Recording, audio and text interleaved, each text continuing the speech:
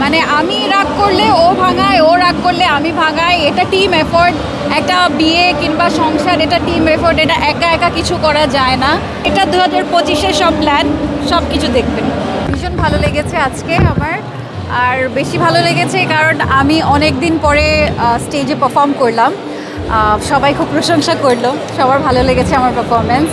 তো এই যে গত এক সপ্তাহ ধরে রিহার্সাল করলাম, সেটা সার্থক হলো, সেটা দেখে ভালো লাগছে। বিশেষ করে আজকে আমার মা এসছে, আমার বড় বোনের মেয়ে এসছে, ওরা যে আমার পারফরমেন্স দেখেছে এবং দে লাইকড ইট, আমার সেটাই সবচেয়ে বেশি ভালো লাগছে।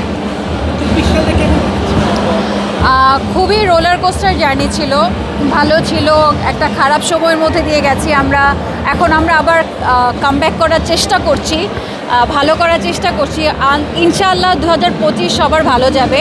24-এ অনেক কিছু হয়ে গেছে, এখন ওই যেই সব জিনিস হয়েছে সেখান থেকে পজিটিভ জিনিসগুলো নিয়ে আসলে আমাদেরকে 25 এবং তারপরের সালগুলোকে কাজে লাগাতে হবে। তো আমার এখন ডিজিটালি ব্যস্ততা বেশি, কারণ হচ্ছে আমি একটু ডিজিটাল মার্কেটিংয়ের দিকে কাজ বেশি করছি। আর প্ল্যান আছে আগামী বছরে আবার আমি নাটকে ব্যাক করব, তো সেইভাবে প্রিপারেশন নিচ্ছি। তো ওই বড় পর্দা ছোটো পর্দা দুটারই প্রিপারেশন নিয়ে একসাথে আছি। শুধু বড় পর্দা না, ওটিটিতেও ইনশাল্লাহ আরও বেশি দেখা যাবে। তো শেষ হয়ে যাচ্ছে, আমি এখানে দাঁড়ায় আছি, আমাকে যাইতে দিবেন না আপনারা?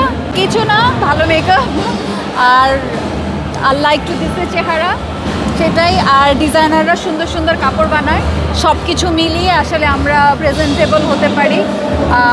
একা একা আসলে কোনো কিছুই পসিবল না, সবারই আসলে টিম এফোর্টটা লাগে আসলে এভাবে সুন্দর করে একটা ইভেন্টে আসার জন্য কিংবা নিজেকে প্রেজেন্ট করার জন্য।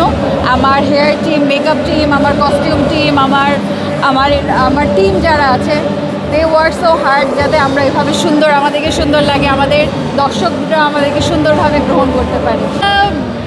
আল্লাহর দান, একেবারেই আল্লাহর দান।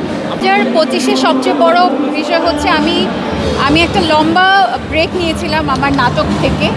আমি 2025-এ সেই কামব্যাকটা করতে চাচ্ছি এবং ইনশাআল্লাহ আমি কোনো একটা ফেস্টিভ্যালের মাধ্যমেই কামব্যাকটা করব। আমার অনেক বড় বড় প্ল্যান আছে নাটকের কাজ নিয়ে, সিনেমার কাজ নিয়ে এবং ওটিটির কাজ নিয়ে। সব কিছু মিলিয়ে আমার মনে হয় 2025টা আমার অনেক ব্যস্ত কাটবে।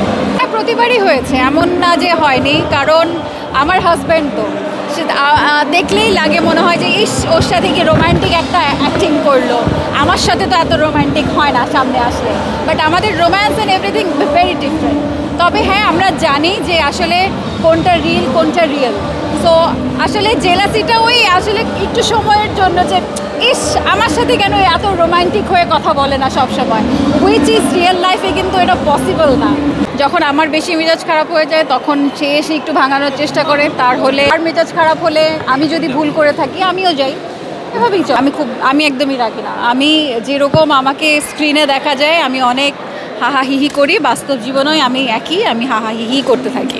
এখন তো দেখেন আমাদের আস্তে আস্তে মিডিয়াম চেঞ্জ হচ্ছে। আমরা মঞ্চে ছিলাম, মঞ্চ থেকে টিভিতে এসেছি, সিনেমার পর্দায় গিয়েছি, তারপরে এখন যেটা চলছে ডিজিটাল জামানা, সব কিছুই মানুষ ফেসবুকে, ইউটিউবে কিংবা